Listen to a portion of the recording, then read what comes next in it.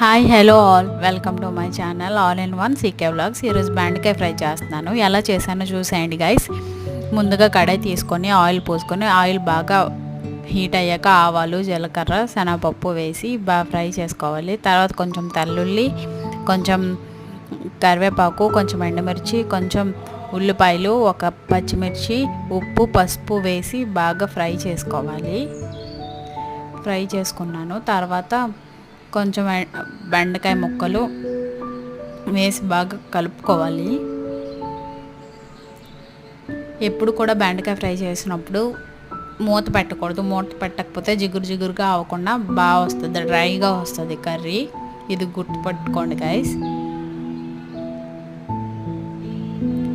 ఇక లాస్ట్లో